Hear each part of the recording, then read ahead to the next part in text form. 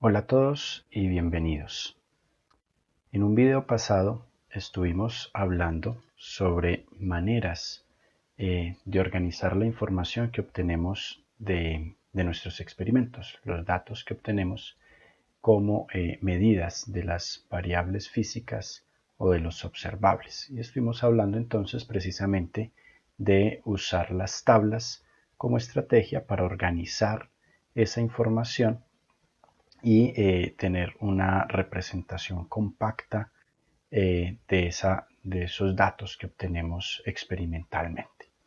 Hoy quiero entonces pasar a otro aspecto que sería entonces cómo utilizar esa información que recolectamos, que tenemos reportada y organizadas en nuestras tablas a una visualización gráfica que nos permita precisamente establecer relaciones, ver diferentes tipos de conexiones entre esas variables, entre esas magnitudes físicas que están siendo calculadas o están siendo, perdón, medidas en nuestros experimentos. Acá tenemos un ejemplo en el cual estoy haciendo un experimento de, de elongación de un resorte al verse, digamos, sometido al peso de diferentes masas. Esta es mi tabla de datos. Estos son los parámetros o los valores experimentales que yo obtengo precisamente de ese montaje, de ese experimento. Y como verán, tengo acá entonces una representación gráfica de esos datos. Una manera muy rápida de recordar cómo se hacen estas gráficas, pues es lo que ya todos ustedes conocen y es básicamente el hecho de que yo en mis gráficas lo que hago es ubicar parejas de datos. Para este caso estaríamos pensando entonces de estas parejas ordenadas que me salen de las dos columnas de esa tabla de datos experimentales. Aquí tendríamos entonces un valor para la posición horizontal o lo que habitualmente llamaríamos el eje cartesiano X y otro dato para el eje vertical o lo que llamaríamos el eje cartesiano Y. Con esos dos datos entonces estaría construyendo mi primer punto de esa serie de parejas ordenadas que me van a constituir precisamente el gráfico. Podemos ver aquí otro ejemplo de pareja ordenada y el punto que le correspondería en ese plano cartesiano.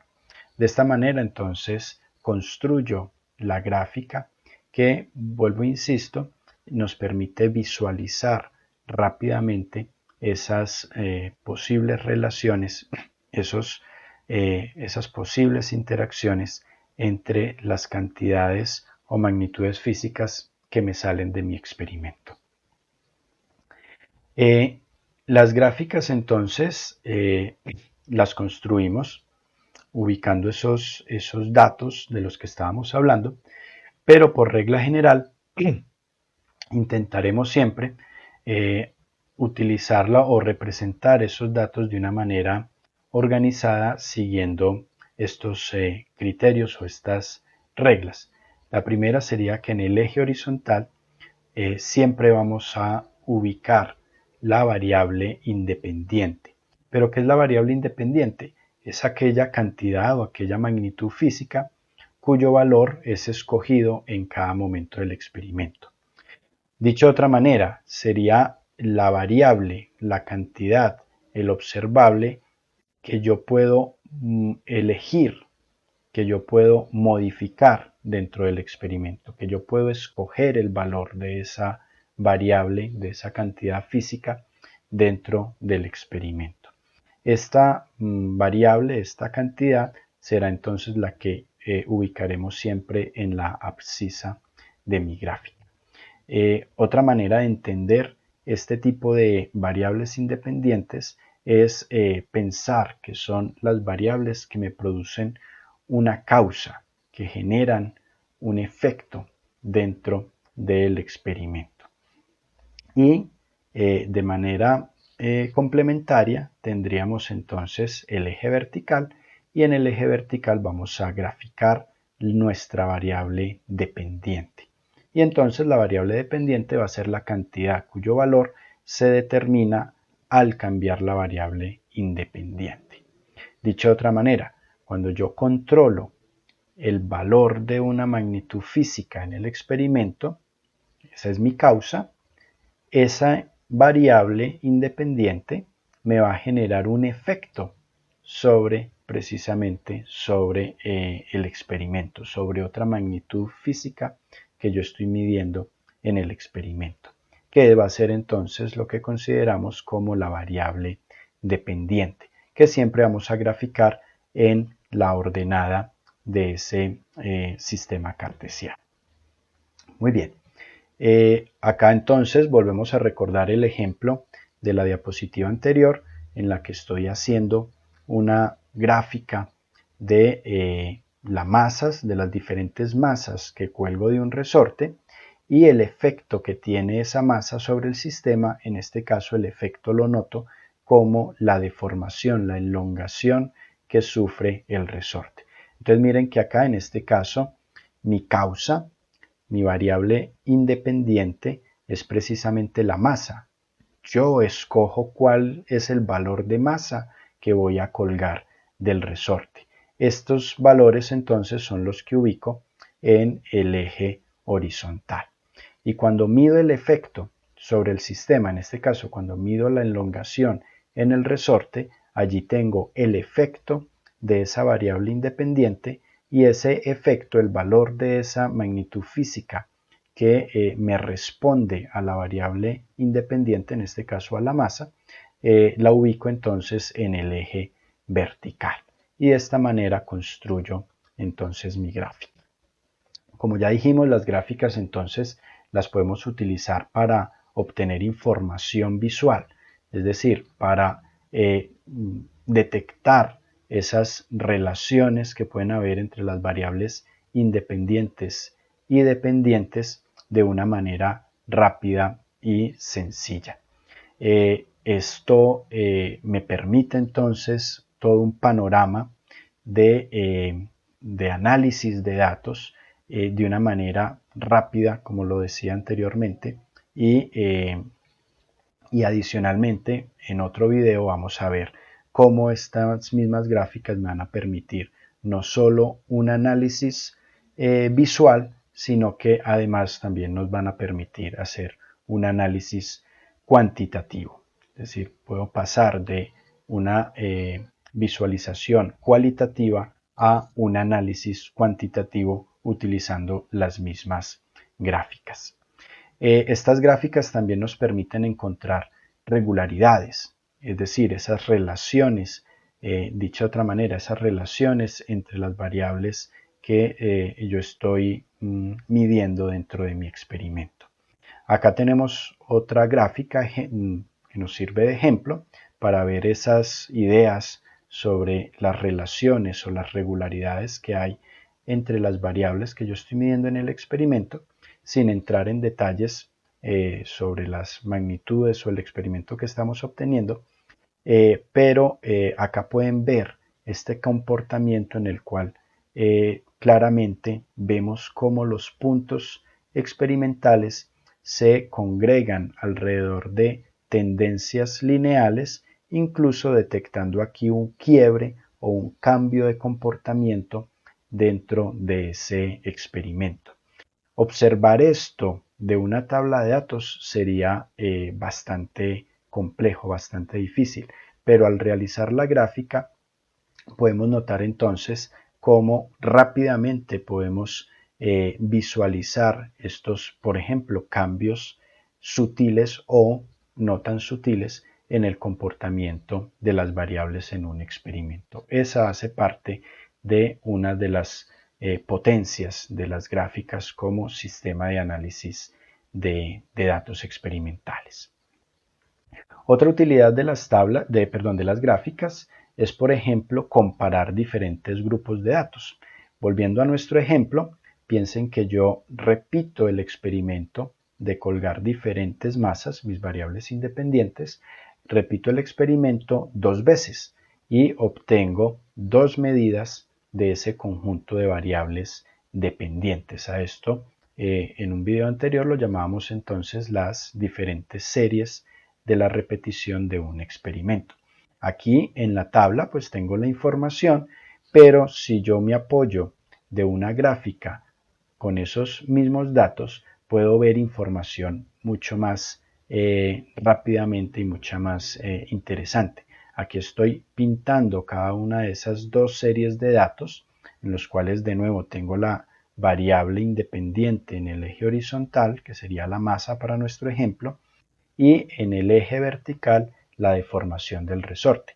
Miren que en estos casos, pues cada una de las series me está mostrando diferentes valores de la variable dependiente, diferentes valores de la elongación del resorte, porque fueron 2 experimentos hechos de manera, digámoslo así, independiente. Son el mismo experimento repetido en 2 momentos diferentes. Y entonces en la gráfica, utilizando esta estrategia de pintar al mismo tiempo las 2 series de datos, pues también puedo utilizarla para verificar qué tanto cambia una serie con respecto a la otra, a ver si hay una variabilidad muy grande entre tomas de datos en diferentes instantes de tiempo, en diferentes repeticiones.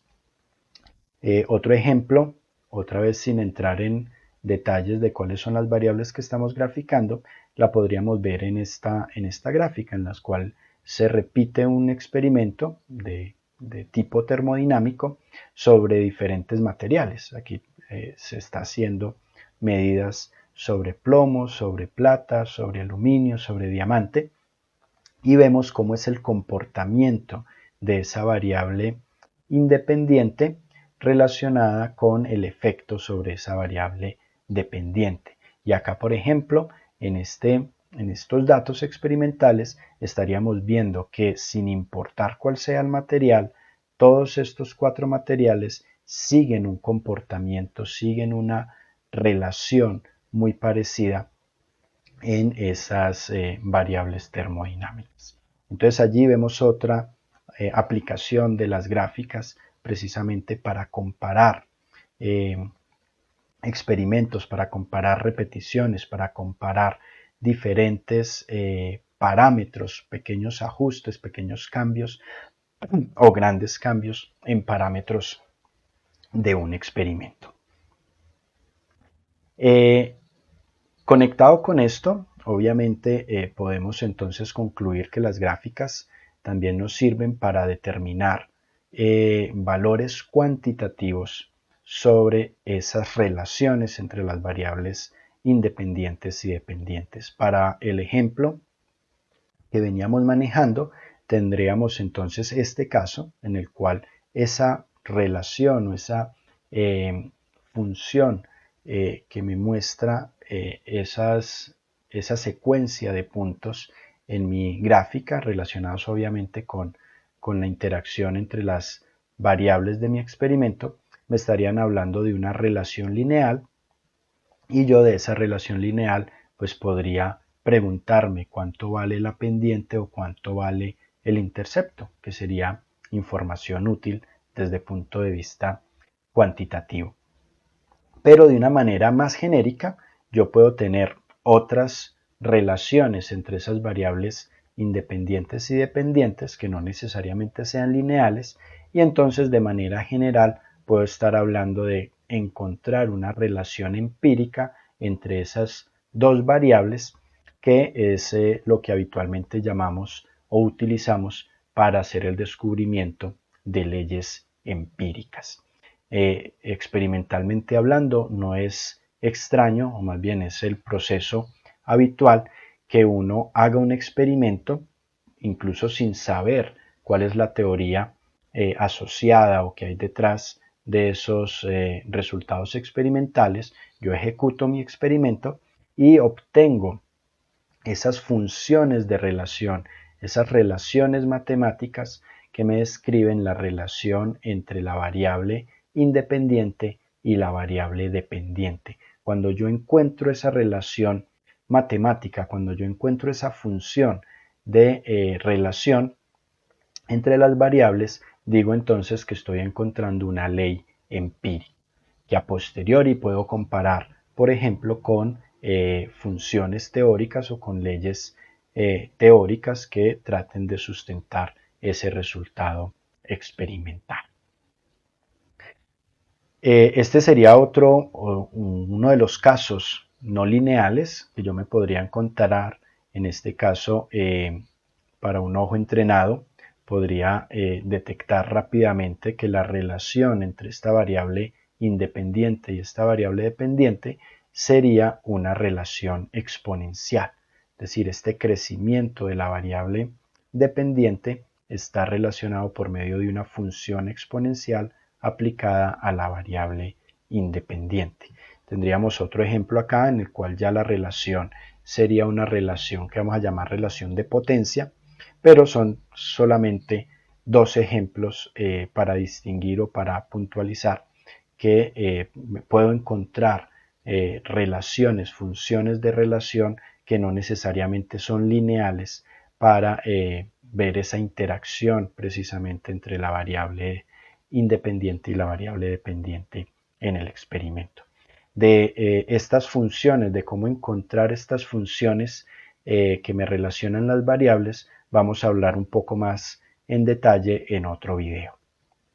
Muy bien, otros aspectos importantes en las gráficas es conservar cierta uniformidad, ciertas reglas a la hora de realizar esas gráficas. Una de esas primeras reglas genéricas es poner cuidado sobre la escala en la cual yo realizo una gráfica.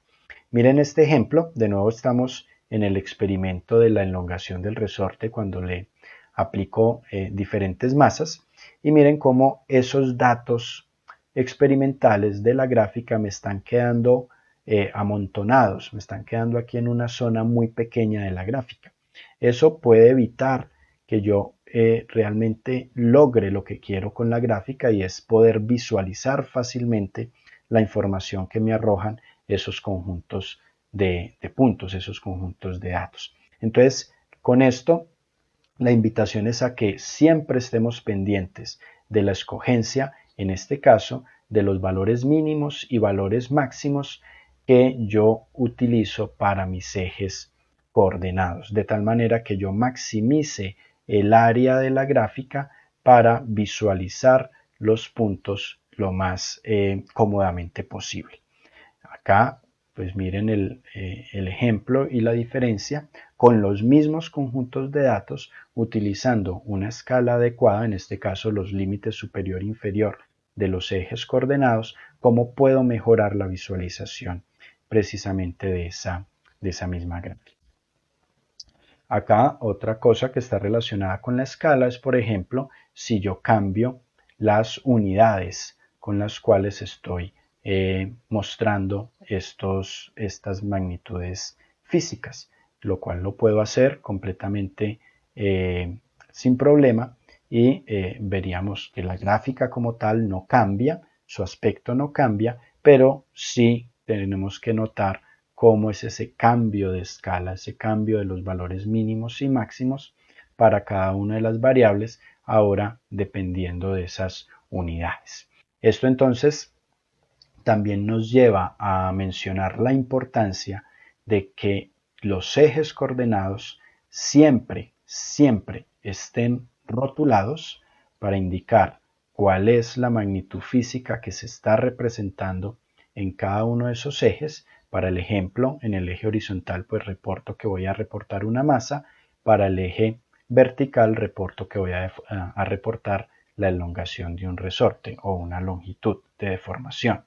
Y lo otro importantísimo es siempre reportar las unidades de esas magnitudes físicas, porque como vieron en el ejemplo anterior, pues yo podría tener estas unidades en kilogramos y estos números, si bien la gráfica sería la misma, desde el punto de vista visual, pues estos números sí cambiarían, esta escala sí cambiaría por el hecho de cambiar las unidades. Entonces, súper importante, siempre, siempre reportar, rotular los ejes de mis gráficas e indicar cuáles son las unidades.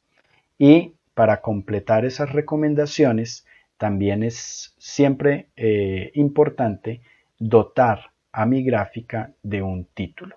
Y esto recuerden que va un poco ligado a las recomendaciones anteriores, por ejemplo, cuando dotábamos de un título a las tablas de datos, porque me permiten entonces identificar de qué tipo de experimento estoy hablando con esos datos o con esa gráfica que estoy representando allí, ¿sí? Para no perderme la información, para no entrar en posibles preguntas u olvidos cuando vuelvo a recordar o a utilizar estos datos o cuando otra persona va precisamente a tratar de leer un informe o un artículo que yo estoy presentando con estas gráficas.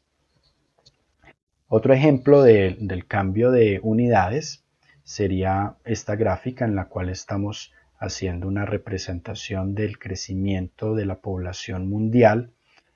Obviamente aquí entonces mi variable independiente es el número de años. Estoy reportando precisamente esa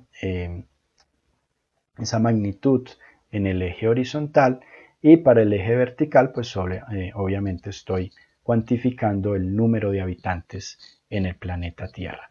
¿Ok?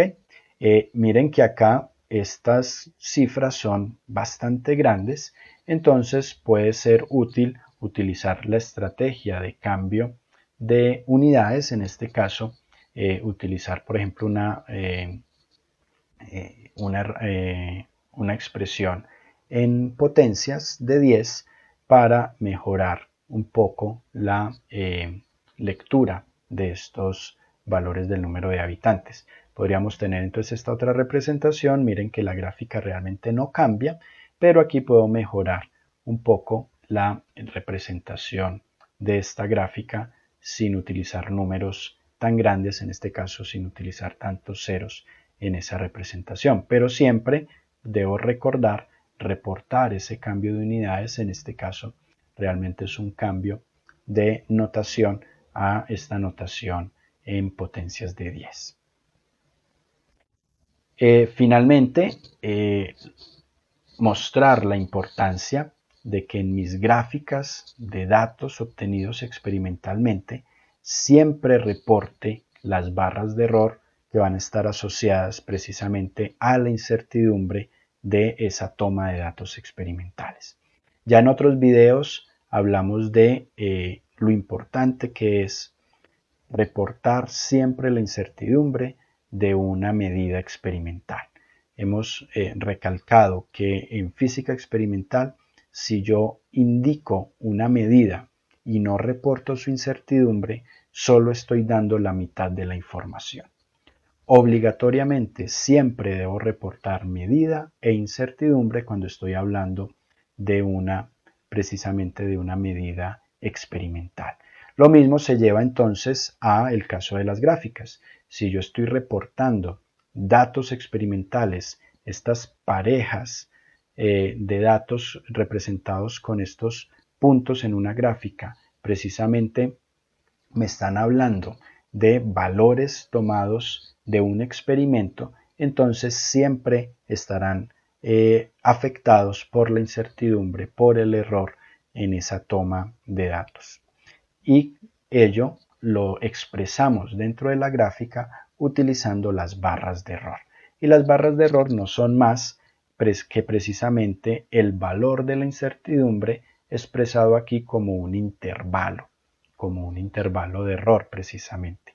Para el eje horizontal entonces, donde tengo mis magnitudes de masa, entonces precisamente estas barras rojas me estarían indicando cuál es la incertidumbre de esas medidas de masa en cada uno de estos puntos. Para este ejemplo, esos errores son constantes pero hay experimentos en los que no necesariamente esos errores se mantienen fijos o constantes a lo largo de los puntos de la gráfica. Pueden tener variaciones dependiendo de la metodología de toma de datos en ese experimento.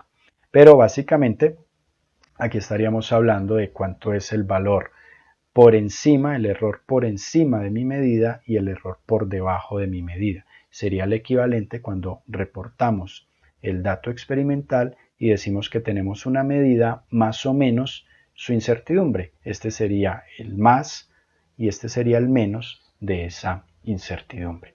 De manera análoga, para el eje vertical, es decir, para la variable dependiente, también entonces reporto su incertidumbre por medio de las barras de error verticales, en este caso con color verde. Y repitiendo nuevamente sería lo mismo, tengo la incertidumbre o el error positivo y el error negativo, es decir, cuánto estoy pudiéndome equivocar en la toma de ese dato experimental por encima de la medida o por debajo de la medida. Y de esta manera tendría entonces un buen reporte de una gráfica. No se me puede olvidar recordarles que cuando hablamos de datos experimentales, estos puntos son puntos discretos. ¿A qué me refiero con que sean puntos discretos? Que no hay líneas de conexión, no es una función continua, una línea continua que me conecte estos puntos. Ello para recordar que cuando hagamos las gráficas, sobre todo utilizando hojas de cálculo digitales, yo puedo, digamos, utilizar ciertos tipos de escogencias de gráficos que precisamente me ponen líneas de conexión, líneas que me van uniendo esos puntos. Desde el punto de vista experimental sería un error porque daríamos la falsa idea de que hemos hecho una toma de datos continua.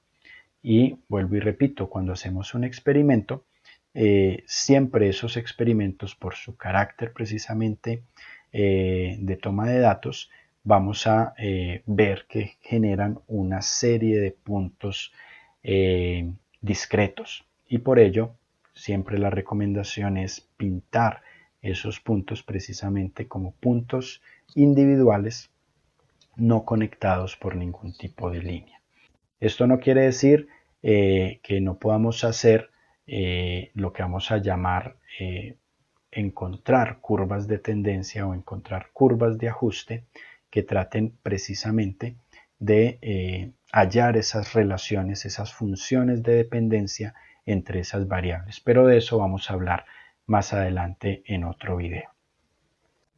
Este tipo de gráficas con las barras de error también me permiten de una manera rápida distinguir o hallar información relevante, por ejemplo, cuando comparo esas series de datos de las que hablamos hace algunas diapositivas. Yo tengo varias repeticiones, en este caso, para el ejemplo, tengo 2 repeticiones de este experimento, de este ejemplo que venimos manejando durante todo este video, y observen acá que yo me podría preguntar si esas 2 repeticiones, esas 2 series de datos me arrojan resultados similares, tendencias similares en esas diferentes repeticiones. Acá, si pueden ver, hay muchos puntos de la serie 2 que se salen de los márgenes de error, de los márgenes de incertidumbre de la serie 1, que representé por las barras de error alrededor de la serie 1, de los datos de la serie 1. Esto nos hablaría de que la serie 2 parece que es distinta, o más bien, no podríamos afirmar que sigue la misma tendencia que la serie 1. Y esto lo veo directamente con la comparación de esos datos entre la serie 1 y la serie 2, pero a través de las barras de error. Aquí por sencillez no pinté las barras de error de la serie 2, pero efectivamente también tendría que hacer el ejercicio de pintar sus barras de error y estaríamos entonces ahí en capacidad de analizar esa superposición de datos en cada una de las abscisas para distinguir entonces si esa variable dependiente en diferentes tomas de datos si tienen una correlación o no, si tienen una superposición o no dentro de esos intervalos de error.